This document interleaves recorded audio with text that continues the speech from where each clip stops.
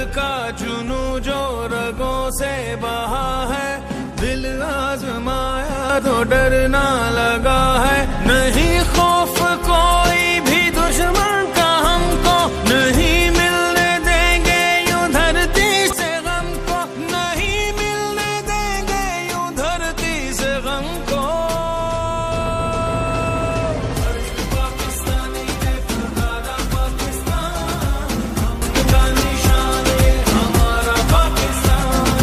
हर एक पाकिस्तानी है पुकारा पाकिस्तान, हमका निशान ये हमारा पाकिस्तान। नहीं खौफ कोई भी दुश्मन का हमको, नहीं मिलने देंगे यूं धरती से गम को, नहीं मिलने देंगे यूं धरती से गम को। हर एक पाकिस्तानी ने पुकारा पाकिस्तान, हमका निशान ये हमारा पाकिस्तान।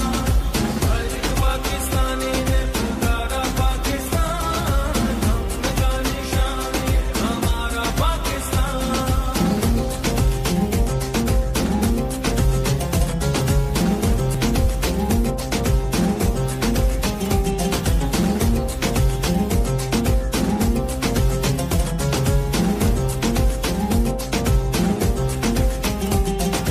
खुद की बताएं तो मंजिल यही है, अपना वतन है तो फिर क्या कमी है।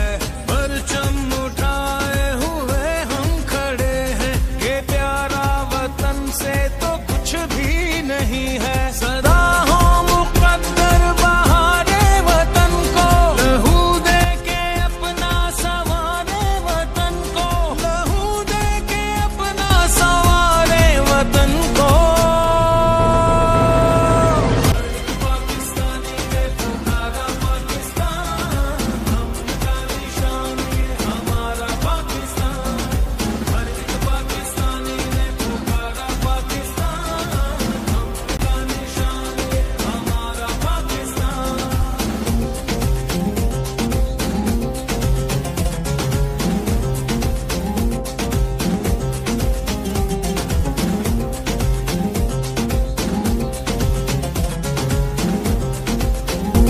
ओ, रोशन हो हर सोच, खुद पर यकीन हो, कल आए जो आज से भी हंसी हो। अभी और आगे अभी फासला है, जो मिलके चले तो बना काफिला है। जो मुश्किल से मिलके गुजारे वतन को, लहू दे के अपना सवारे वतन को, लहू दे के अपना सवारे वतन को। हर एक पाकिस्तानी ने पुकारा पाकिस्तान, हमका निशान ये हमारा पाकिस्तान। हर एक इब्राहिम, इसहाक, यकूब के खुदा हम यीशु के अजीम नाम में, कुदरत वाले नाम में एक बार फिर आपकी हुजूरी में खुदा हम शुक्रगुजारी करते हैं। खुदा आपने बड़ा फजल किया, रहम किया।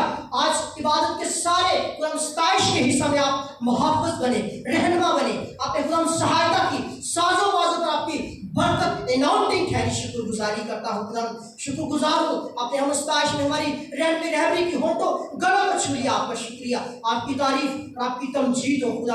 अब वक्त है खुदा आपकी जिंदा आवाज़ को सुना जाए। तो खुदा आज हम सबको जितनी भी आपकी हुजूरी में सरबसूद है खुदा, हमारे पास ज़हनों को खोल दे, कानों को खोल दे खुदा। हमें सुनने की कुव्वत बख्श दीजिए, ताकि जब हम खुदा आपकी आवाज़ को, आपके कलाम को सुने तो खुदा उस पर अमल करने वाले बन जाए, उस कलाम के मुताबिक जिंदगी बसर करने वाले बन जाए। खुदा हमें सबको तैयारी का रूह दीजिए, बेदारी का रूह दीजिए खुदा, और सुनने की कुव्वत बख्श दीजिए। Hallelujah, hallelujah, hallelujah.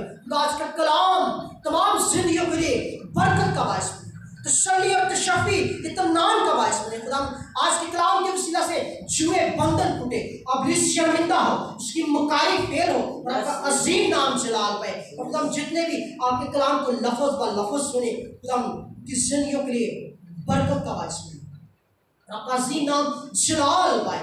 और खुदा अपने बंदा को भी चुन लिए भाई पलूस के लिए यीशु के नाम में खुदा बरकत को मांगता हूँ, खुदा कलाम के लिए बरकत चाहता हूँ यीशु के नाम में। खुदा अपने बंदा को अल्फाज की तरतीब बख्श दीजिए, बड़ी कुदरत और बड़े चलाल के साथ इस्तेमाल कीजिए। खुदा अपने बंदा को कुदरत के साथ इस्तेमाल कीजिए। राइट में कलाम दीजिए, कलाम बयान करने का भारी फजल बख्श दीजिए। खुदा अल्फाज की तरतीब बख्श दीजिए। खुदा आपका बंदा दिलेरी के साथ, दनाई के साथ, ईमानदारी के साथ अपने कलाम को प्रचार करे। जब खुदा आपका बंदा आपके कलाम का प्रचार करे तो आपका बंदा नहीं बल्कि आपका पाकू आपके बंदा में से होकर कलाम करे। आज का कलाम बहुतों के लिए निजात, रिहाई, मखलसी का बायस करे। आपका अजीम नाम जलाल करे, बड़ी बड़ी यीशु के नाम आमीन। उसी यीशु के जिंदा अजीम बाबर के जलाली के आला नाम में आप सबकी सलामती हो। आपके लिए सलाम। आमीन, हालेलुया। तो खुदा के कलाम में से हम थोड़े वक्त के लिए गौर करेंगे। मेरा साथ दीजिएगा, साथ मिलकर हम खुदा के कलाम में से सीखेंगे।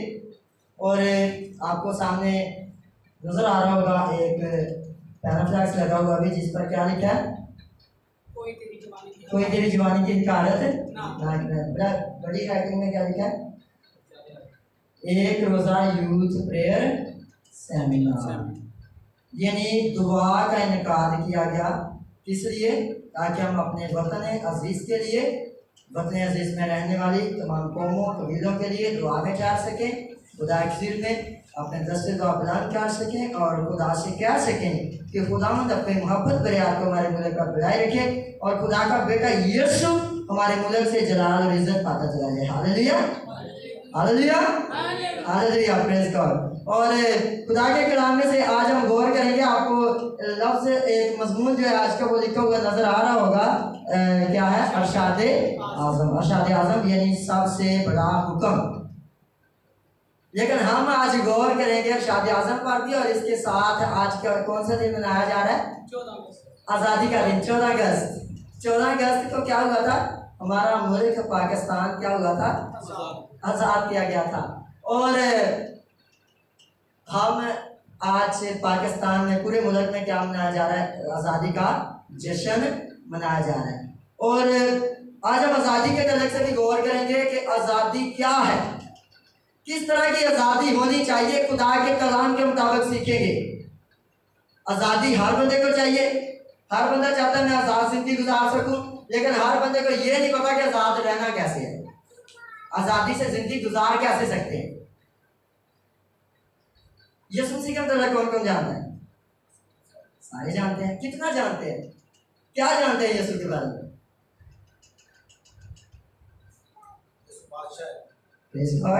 यीशु बादशाह है, निजात दहिंदा है। और कितना जानते हैं आप यीशु को? यीशु मसीह ने एक बड़ी खूबसूरत बात कही थी कि अगर तुम मुझे जानते तो मेरे हुक्मों पर भी, अगर तुम मुझे जानते तो मेरे हुक्मों पर अमल करते। और यीशु मसीह ने एक और बड़ी खूबसूरत बात कही थी कि सच्चाई से वाकिफ होगे तो सच्चाई तुमको, सच्चाई से वाकिफ होगे तो सच्चाई तुमको आज़ाद करेगी। असल आज़ादी जो है वो खुदा के कलाम के जरिया से है, जो जिससे हम बेबैना हैं, जिसका हमें पता ही नहीं चलता।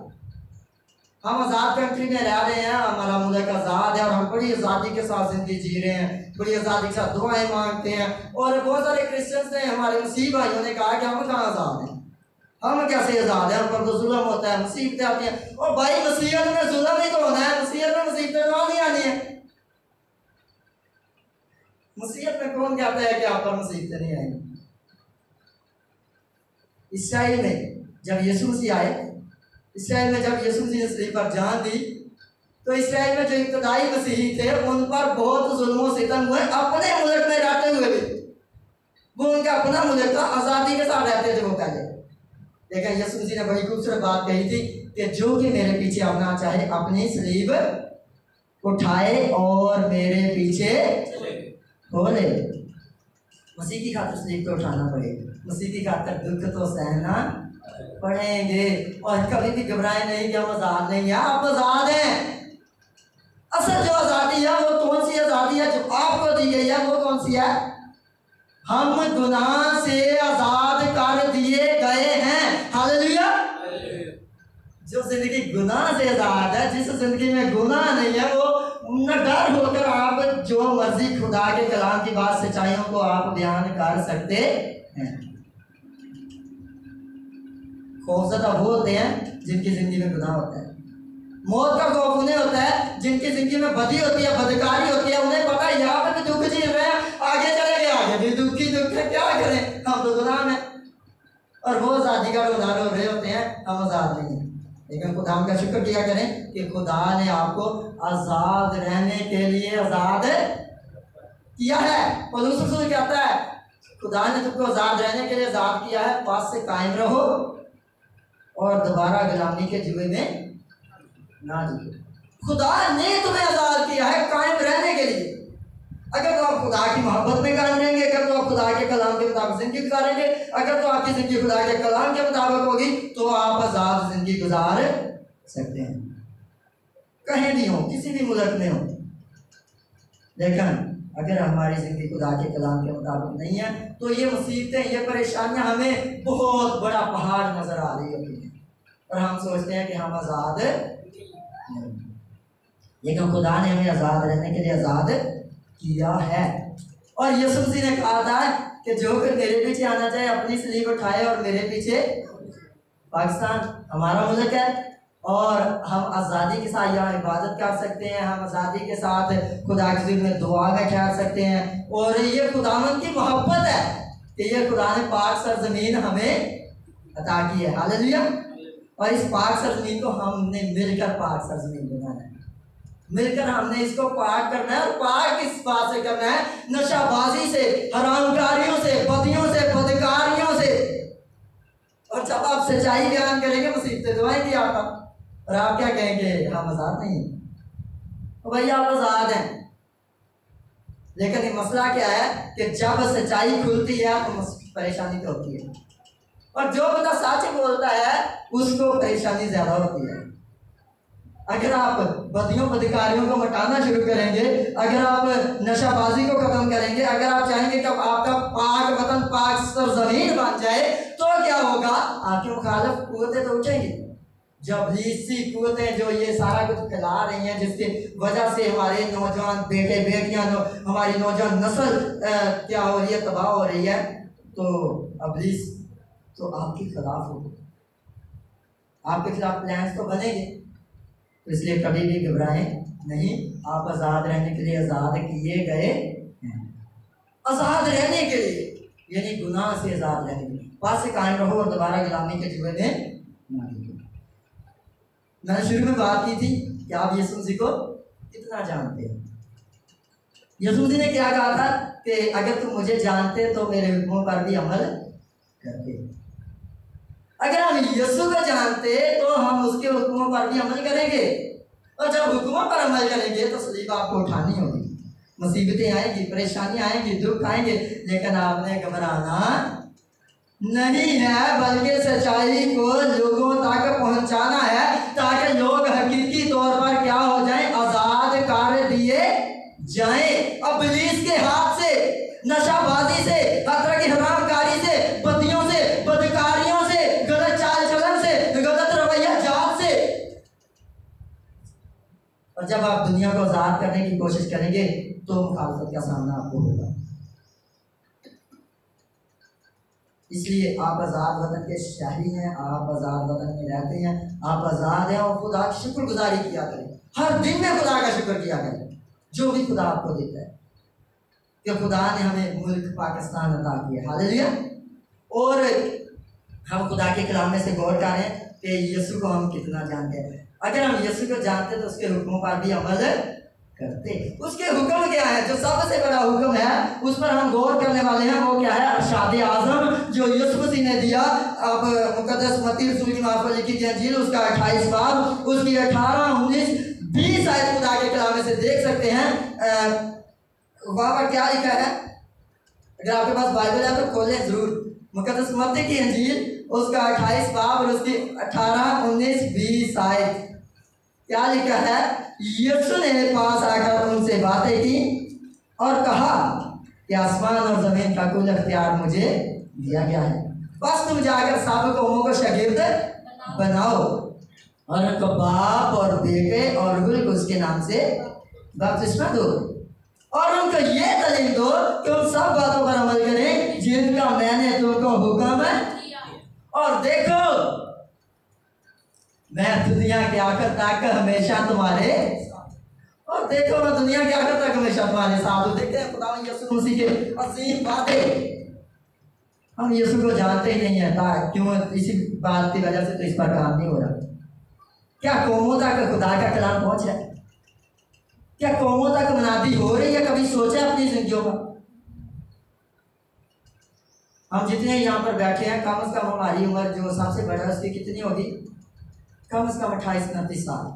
28-29 साल जिंदगी के बीत गए। हमने 28-29 सालों में क्या किया है? कितने लोगों को हमने कलाम सुनाया है? कितने लोगों को हमने कलाम की सच्चाई से मुतारफ करवाया है कि खुदा ने यीशु मसीह ने आपकी खातिर से ये पर जान दी है? कितना आपके जरिए कलाम फैल रहा है? कितनी कौमें खुदा के पास आई? हमने अपनी जिंदगी पर रोक लिया। अगर हम यीशु को जानते तो उसके हुक्मों पर भी अमल करते। हम यीशु को पूरे तौर से नहीं जानते।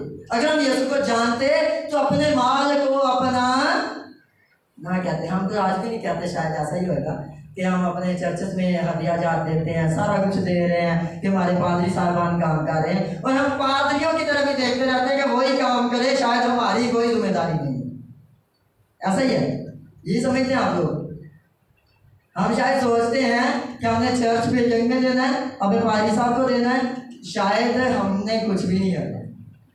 लेकिन यीशु मसीह ने जिनका चुनाव किया था इब्तिदा में, अगर आप देखें इब्तिदाई कलीसिया को जो शुरू में चुने गए हैं वो कौन थे? अक्सरियत जवान लोगों की थी। जो यीशु मसीह के शागिर्द थे उनमें अक्सरियत जो थी वो जवान लोगों की थी, नौजवान थे। आगे 28-29 साल, 20 साल, 25 साल, 15, 16 साल, 14 साल जाया हो गए, क्या होगा अगर आपके जरिए कलाम नहीं किया? अगर आपके जरिए से यीशु के हुक्म की पैरवी नहीं की जा रही? सबसे पहले क्या है? यीशु के हुक्म को खुद मानना है। सबसे पहले हुक्म की तमील करनी है। अगर आप यीशु के हुक्म की तमील नहीं करेंगे तो तकमील के लिए काम नहीं कर सकते। और खुदा के कलाम में अगर आप देखें माल दूसरे बाब में, तो जब इब्तिदाई कलीसिया का आगाज हुआ तो क्या हुआ? वहां पर माल दूसरे बाब की 38 आयत से पढ़ें तो वहां पर क्या लिखा है आप देख सकते हैं। खुदा के कलाम में से माल दूसरे बाब में जब कलीसिया का आगाज हम देखते हैं तो वहां पर एकदम से जब पतरस ने कलाम सुनाया तो कितने लोगों ने मसीह को कबूल किया? पतरस ने जब कलाम सुनाया तो कितने लोगों ने मसीह को कबूल किया? क्या लिखा 38 आयत से देखें। पतरस ने उसे कहा तौबा करो और तुम्हें से हर एक अपने गुनाहों की माफी के लिए यीशु मसीह के नाम पर बपतिस्मा ले, तो तुम रूह कुद्स के नाम में पाओगे। इसलिए कि ये इबादत तुम और तुम्हारी औलाद और उन सब दूर के लोगों से भी है जिनको खुदावंद हमारा खुदा अपने पास बुलाएगा। और उसने उनसे बहुत सी बातें जता कर उन्हें ये नसीहत की कि अपने आप को इस टेढ़ी कौम से बचाओ। बस जिन लोगों ने उसका कलाम कबूल किया उन्होंने बपतिस्मा लिया और उसी रोज 3000 आदमियों के करीब उनमें मिल गए। और ये रसूलों से तलीम पाने, रफाकत रखने, रोटी तोड़ने और दुआ करने में मशगूल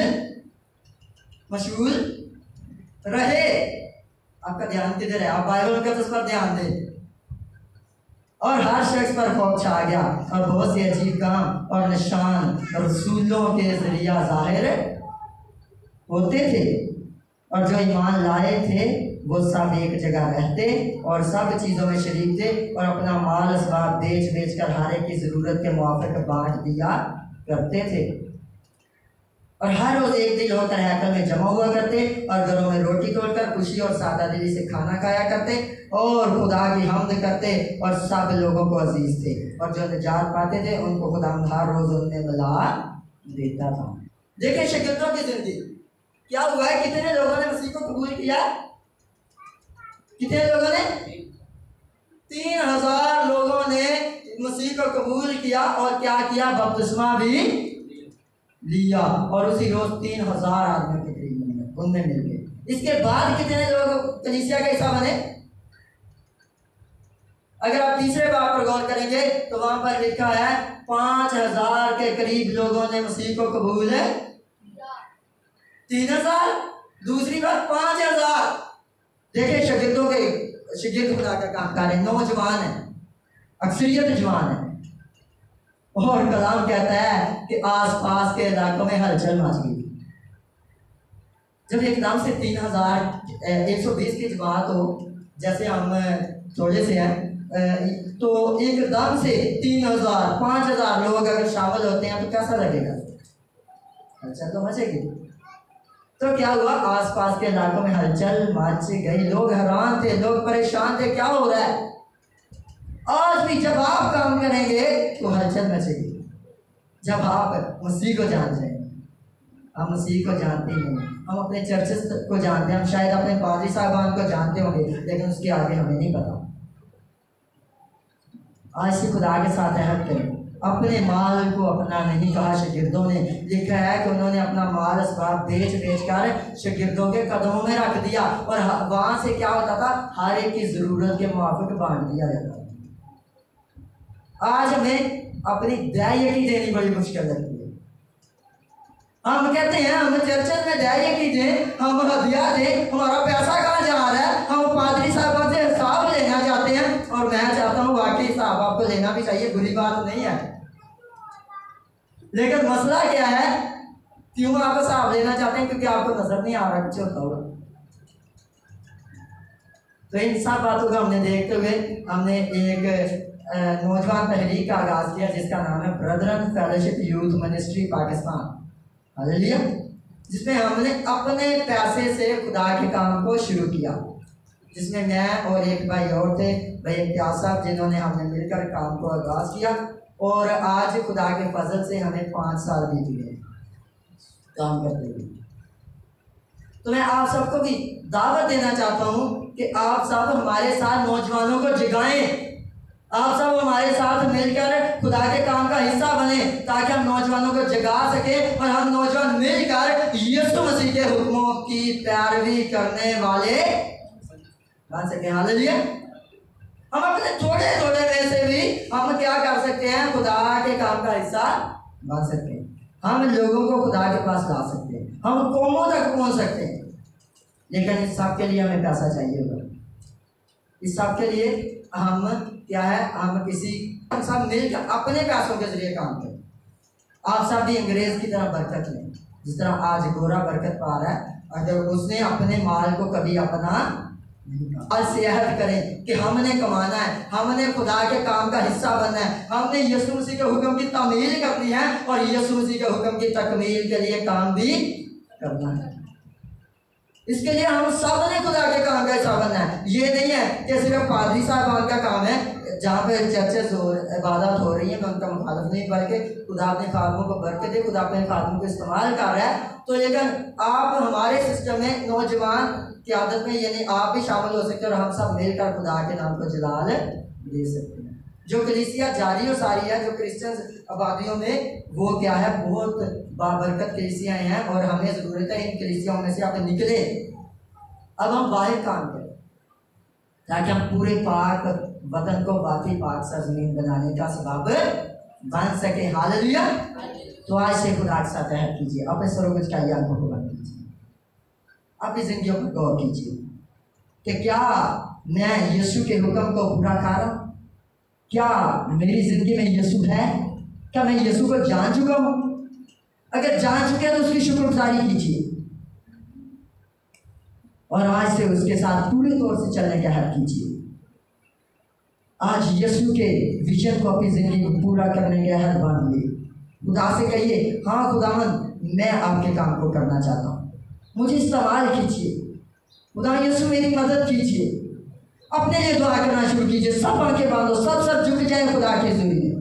हालेलुया। खुदा मौजूद है, खुदा का तख्त लगा हुआ है। आज अगर आप बेरोजगार हैं तो खुदा से कहना शुरू कीजिए, खुदा मुझे अच्छा रोजगार बख्शिए ताकि मैं बहुत सारा पैसा कमा सकूं, बहुत सारा पैसा तेरे काम, तेरे जलाल के लिए खर्च करने वाला बन जाऊं। खुदा चाहता मैं जिंदगी के बहुत सारे लम्हे तेरे कलाम की तैयारी में गुजार सकूं। अपने लिए दुआ कीजिए। हालेलुया। खुदा मौजूद है, खुदा का तख्त लगा हुआ है। अपनी जिंदगी आज उसके हज़ूर में सौंप दीजिए।